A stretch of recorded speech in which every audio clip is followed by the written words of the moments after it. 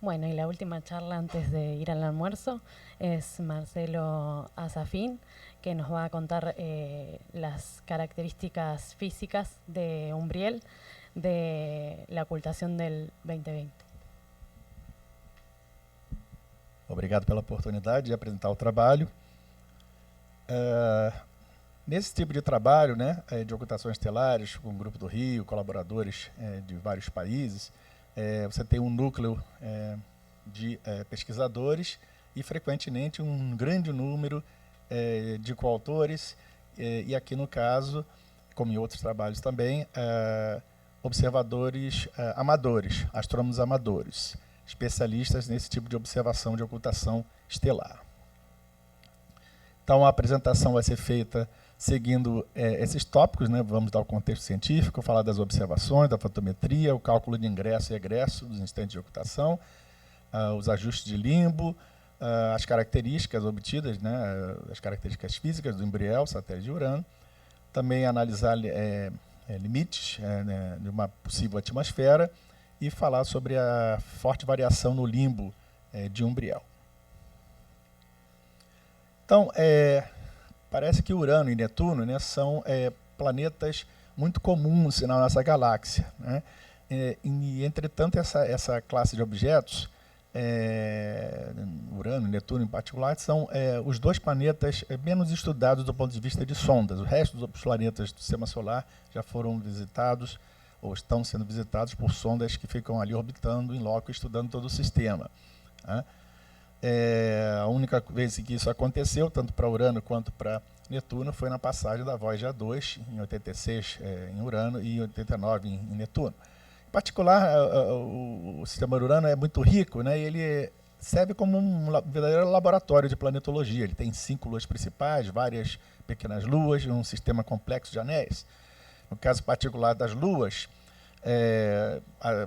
há muitos estudos feitos da superfície por espectroscopia, então a gente sabe, né, que a superfície é coberta de gelos de água, de moléculas baseadas no carbono, incluindo aí o dióxido de carbono, e também gelos, né, baseados em nitrogênio, e inclusive a presença de amônia foi detectada nessas luas, evidenciando possível atividade geológica recente. Mas o fato é que pouco se conhece sobre o interior, a composição, a estrutura interna dessas luas. Alguns trabalhos recentes sugerem até a presença de oceanos, daí então a possibilidade mesmo de vida lá. Mas realmente essas informações a gente não conhece. Vai haver uma oportunidade em poucos anos para lançar uma sonda, né, e com a ajuda de Júpiter, essa sonda pode atingir Urano no equinócio, né, portanto há tempo de observar e estudar o hemisfério norte enquanto ele ainda estiver sendo iluminado, né? A partir daí ele vai ficar inacessível e nós vamos ter de novo a iluminação do hemisfério sul, que já foi visitado pela Voyager em 86. Então, os estudos da superfície, os estudos desses sistemas com o hemisfério norte visível são importantíssimos até para que a gente possa bolar, né, quais são os instrumentos mais adequados para equipar essas sondas que devem ser lançadas nessa janela para pesquisar em loco, assim como a Cassini, a Juno e tantas outras, é uma sonda para pesquisar em loco, orbitar todo o sistema do planeta e das luas. Então, nesse sentido, né, estudos, estudar o hemisfério norte dessas luas e do planeta é importante, e nesse contexto nós conseguimos observar fazer uma campanha bem sucedida, né, da observação de uma ocultação estelar em setembro de 2020, com observações feitas nos Estados Unidos e também no Canadá, uma ocultação estelar para uma estrela brilhante, e obtivemos 19 cordas e pudemos assim então determinar algumas características físicas importantes para o sistema, para o Umbriel. Tá? Então aqui nós temos informações sobre a estrela necessárias para fazer alguns ajustes. É uma estrela brilhante, a estrela pode ser a nanosequência principal, uma subgigante, permite, a partir dos modelos de Vela, Van Belle, estimar o diâmetro aparente na distância de Umbriel, e eles estão muito consistentes com o diâmetro determinado pelo Gaia no seu release 2, de forma que esses valores foram usados aí nos ajustes. Aqui informações sobre a geometria, né, da ocultação. A sombra prevista estava aqui delineada nessas duas costas, né, e, entretanto, a sombra real passou um pouquinho abaixo ao sul, Então, esses pontos verdes são os observadores que observaram, tiveram observações positivas do evento, em vermelho, as cordas negativas. Aqui, dados dos observadores, telescópios de pequeno porte, de 20 a 60 centímetros, mas são observadores muito experientes que sabem tirar leite de pedra, né, desses instrumentos, e, em particular, todos eles equipados com GPS, de forma que a posição espacial dos observadores e o registro de tempo é determinado com a máxima acurácia e precisão. Bom, está aqui o campo, né, um exemplo do campo, Urano, Umbriel mais a estrela ocultada, foram utilizados para fotometria, para a determinação das curvas de luz. Os satélites foram usados como calibradores. Em algumas observações, a luz do Urano atrapalhava, então ela foi retirada através de coronografia digital. Toda a fotometria e a coronografia digital foi feita com o pacote Praia, né, que, aliás, quem quiser ver, ainda está lá pendurado o pôster, né, descrevendo o pacote, tem a parte de astrometria também lá sendo falada. E o software está disponível aí livre, de graça, códigos, exemplos e tudo mais, user guide na página. Tá? Bom, essas são as curvas de luz obtidas, né, todas de muito boa qualidade. Em particular, né, a gente chama atenção para essa curva aqui do Tony George, porque de toda a amostra é a que tem o melhor sinal ruído e a melhor resolução temporal, portanto, a melhor resolução espacial. Aqui um exemplo do ajuste dessa curva do Tony George, né, um zoom na parte de entrada do evento, um zoom na parte de saída. Então, a gente utiliza o modelo de caixa para determinar os instantes de entrada e de saída da sombra, né, ingresso e egresso. Esse modelo de caixa aqui bem reto e, naturalmente, ele é convoluído pelos vários fenômenos, né, acontecendo ali, tendo que levar em consideração o diâmetro da estrela, difração de Fresnel, o tempo de exposição, o tempo morto, considerando a velocidade da sombra, né? Cada um desses efeitos é convoluído com o modelo de caixa. Aqui cada um desses efeitos está demonstrado com as cores diferentes no gráfico. Então, fixando esses efeitos e variando os instantes de ingresso e de egresso, a gente gera várias curvas simuladas e compara com a curva observada, de forma que a gente gera mapas de Q quadrado, né? Um processo iterativo, e aquela que dá um Q quadrado mínimo, resulta na curva que a gente adota como modelo, que é essa daqui, né, da qual então a gente extrai os instantes de ingresso e de egresso e os respectivos erros. Então aqui isso é feito para cada uma das curvas positivas, nós temos o tamanho das cordas, os erros, os instantes, e com isso a gente projeta essas cordas aí no plano do céu, de forma que a gente pode então fazer um ajuste do limbo, né, para procurar a forma do corpo. Nesses tipos de ajuste, né, tudo isso feito com pacote SORA, diga de passagem, tanto o ajuste dos instantes de tempo, quanto também os ajustes de limbo. A gente leva em consideração, né, nos procedimentos de Q quadrado, quer dizer, se o limbo é circular, nós vamos gerar vários raios, né, vários círculos aí, e a gente adota também um parâmetro que dá conta do que seria a rugosidade, a variação do limbo do objeto, de forma a buscar o melhor Q quadrado aí no ajuste. E nós fizemos dois tipos de ajuste, né, tanto um limbo circular quanto um limbo elíptico, já que, na verdade, é o que a gente espera encontrar nessas observações, uma vez que, assim como outros satélites de Urano, o Umbriel apresenta, ele está sincronizado por maré, né, então ele é alongado, roda no mesmo período de rotação, mesmo período orbital, e a parte alongada aponta para o Urano.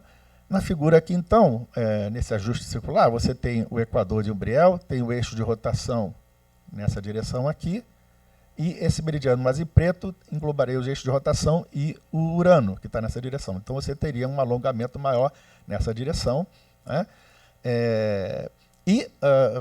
De fato, além do ajuste circular, foi tentado também um ajuste de uma elipse aparente. Entretanto, a gente não obteve sucesso nisso. A gente teve que realmente fixar esse ângulo que descreveria aonde está o eixo maior, né? E fizemos um ajuste, mas a gente vai considerar esse ajuste como não como uma solução principal. Tá? Então, a nossa solução principal, de fato, é a dada com ajuste de um limbo, né? Supondo, então, o corpo como sendo uma esfera, tá? Um esferoide. De qualquer maneira, Então, aí, desses ajustes, nós obtemos, né, o raio, obtemos o centro né, circundando o limbo, no caso aí do ajuste de elipse, a gente tem o eixo maior e a oblasticidade, né, do corpo e o ângulo de posição foi fixado.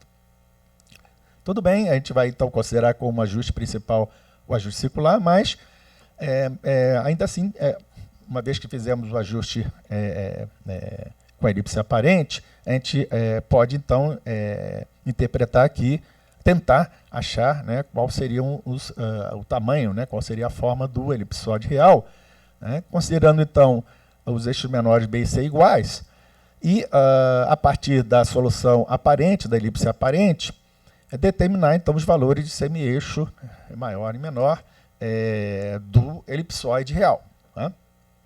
E através dessas equações exatas que relacionam exatamente os tamanhos aparentes, são esses implique, com os tamanhos reais, né, do objeto em 3D, nós podemos montar um grid, procurar, né, varrer no espaço aí de valores aceitáveis de A e C, aqueles que realmente reproduzem valores observados dentro do erro, do ajuste do limbo aparente. Com isso, a gente determina o que seriam uma solução limites superiores para um possível elipsoide como forma de umbrial. Tá? Então, mas baseado no ajuste principal, que é o da esfera, né, considerando um modelo circular, a gente então deduz todas as características físicas, tá, do umbriel aqui, densidade, gravidade superficial, velocidade de escape, o albedo. Também determinamos como subproduto importante uma posição com submilissegundo de arco, uma vez que a estrela Gaia tem essa posição de submilissegundo de arco, e o próprio ajuste do limbo é muito preciso, vem daquela determinação dos parâmetros FG, de forma que então a gente tem uma posição extremamente precisa, e portanto a gente deduz, né, um offset de efeméride de forma bastante precisa.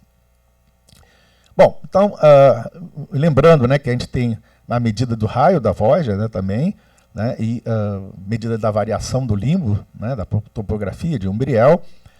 Também naquela ocasião não se conseguiu determinar direito parâmetros de um elipsoide real para umbriel. E a gente vai comparar essas coisas daqui a pouco, mas vamos a partir desses resultados também inferir os limites da atmosfera, uma possível atmosfera para o corpo.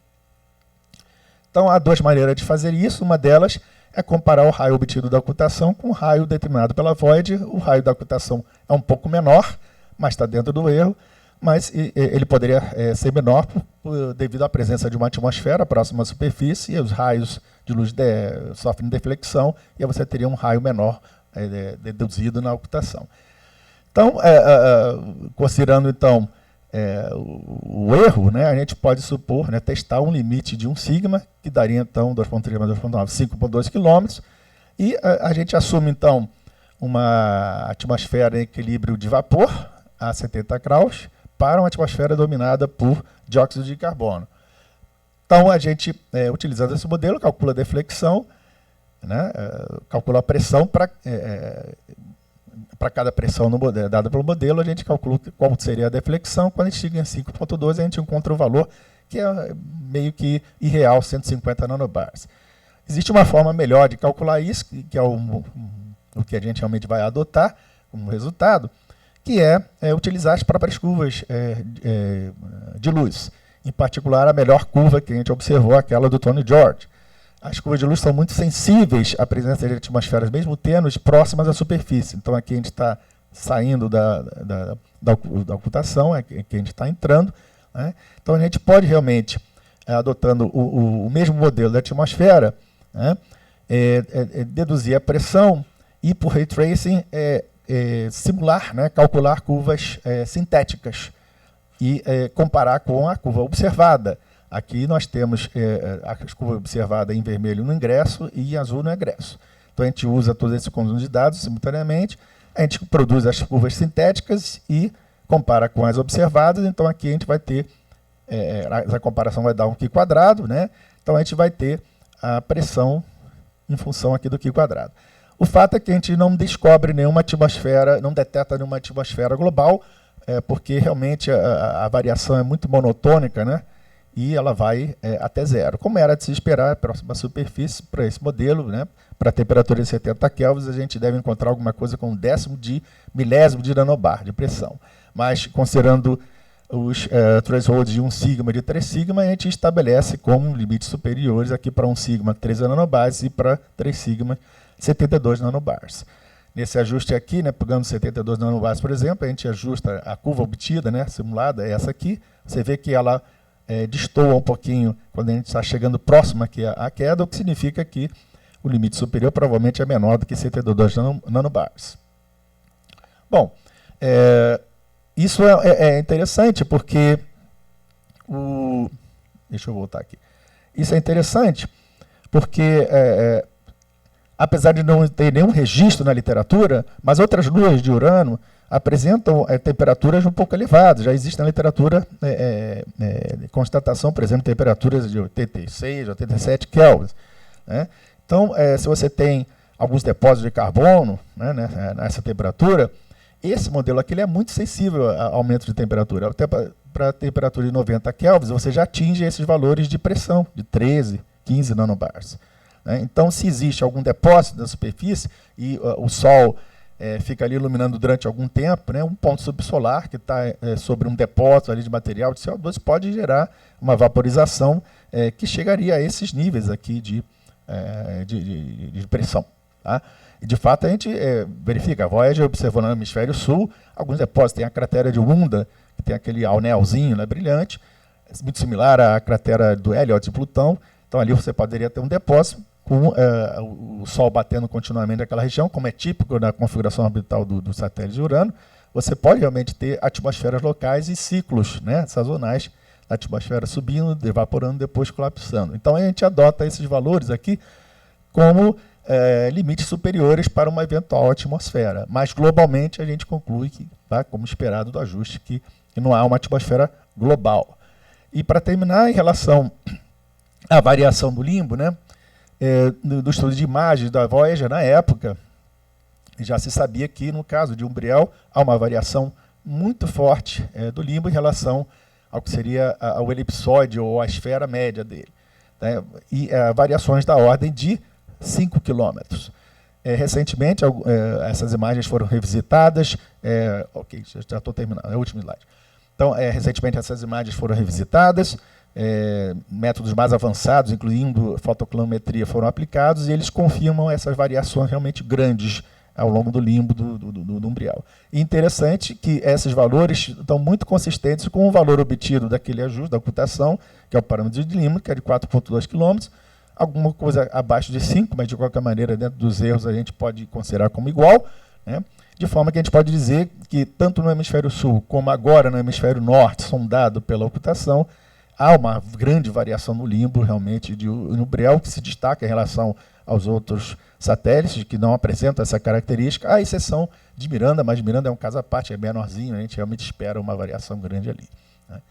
Esse trabalho foi publicado no final do ano, os detalhes estão todos ali. Obrigado, então.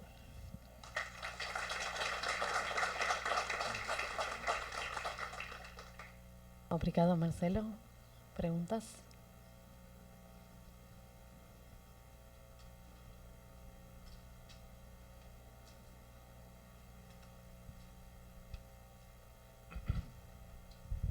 Oi, Marcelo. Eu não sei se eu perdi alguma coisa, mas qual a razão? Tem uma razão especial para estar estudando esse satélite? Assim, do ponto de vista da ocultação, que você teve a ocultação, ou uma razão física, assim? Sorte. Ah, é? A gente não controla isso. Eu quero estudar Umbriel porque é preciso, eu quero estudar Miranda, tá. Né, queremos estudar as luas principais. Até essa ocultação, apenas Titânia havia sido observado, né, analisado com ocultação estelar em uma em 2001 e 2003, resultado do trabalho do Widman em 2009 na Icarus, no qual, inclusive, nós baseamos muitos dos cálculos aqui para refazer. Então, Umbriel é o segundo satélite sondado por ocultação estelar. Mas a gente não controla isso. A gente fica ali olhando o tempo todo, procurando ver se vai acontecer algum evento, e de fato isso aconteceu. Felizmente, né, a gente está numa maré de sorte. No final do ano passado, teve uma ocultação multicorda positiva de Titânia, nós começamos a analisar esses dados, está no início. Né? No início de janeiro também tivemos uma ocultação estelar por Miranda, mas a gente, nesse caso a gente não teve tanta sorte assim, algumas cortas positivas que a gente está analisando lá, possivelmente positivas. Para o final do ano nós temos mais 2 ocultações estelares, vamos ver se a gente continua nessa maré de sorte, mas é pura sorte. Então, mas a precisão dos catálogos estelares, né? A acurácia da... Com Gaia a predição fica mais certeira, e a gente trabalha também do outro lado na melhoria da efeméride do corpo. Mas daria para prever, né? Sim, sim, dá para prever, exatamente. Então, é sorte usando os nossos métodos, a gente realmente verificar que vai ter ocultação. Mas só para completar, aquilo que a gente havia falado no início da apresentação, a gente está vendo agora o hemisfério norte, né? O Sol está iluminando o hemisfério norte, tanto do Urano quanto dos satélites. Né? E a Voyager a gente tem muita coisa, né, da Voyager, né, esse estudo mais aprofundado de sonda da Voyager, do hemisfério sul. Então a gente tem que checar para ver se tem alguma coisa, alguma diferença, existem algumas surpresas que a gente tem que, né, sempre tomar cuidado para ver se a gente não vai encontrar uma coisa nova. Não tem anéis em pequenos corpos, pum, Chariclo, pum, Almeia, né? Não tem anel além do limite de Roche, pum, a gente vai lá e observa. Então a gente tem que checar e ver se as coisas batem. Né? ¿Alguna otra pregunta?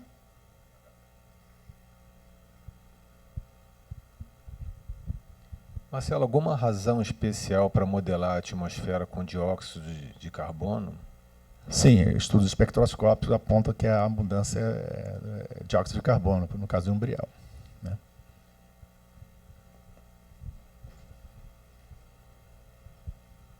Bueno. No, a partir de la última intervención,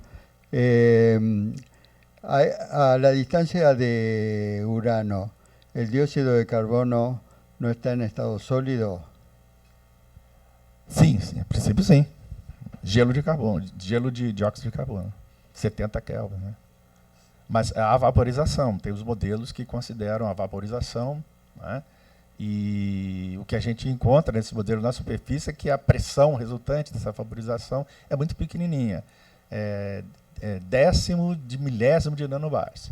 Realmente, nos nossos ajustes, a gente acaba encontrando isso. Mas a curva dá a gente tem um sigma ali no ajuste, e é em cima desse sigma que a gente também apontou aqui a possibilidade de uma atmosfera local que estaria compatível com a mesma atmosfera, só que com uma temperatura um pouquinho maior. Se tem algum depósito de gelo recebendo radiação do Sol, mesmo a essa distância, né, ele é volátil, ele responde muito rapidamente a essa aumento. ¿Y habría alguna razón para que no haya monóxido de carbono, que es mucho más volátil y también abundante?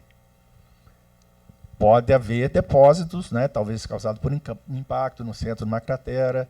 Então, tem exemplos até de imagens do próprio Umbriel, onde aparece ali uns depósitos claros, né, e é difícil, né, por espectroscopia, isolar esses pontos, esses spots. Na verdade, eles já nem estão mais visíveis para a gente, estão no hemisfério sul, né, então a gente não sabe onde é que, na imagem do Umbriel, estaria, né, isso haveria necessidade de fazer alta resolução, espectroscopia de superfície, alta resolução em Umbriel. A princípio a gente não tem ainda essa capacidade, né?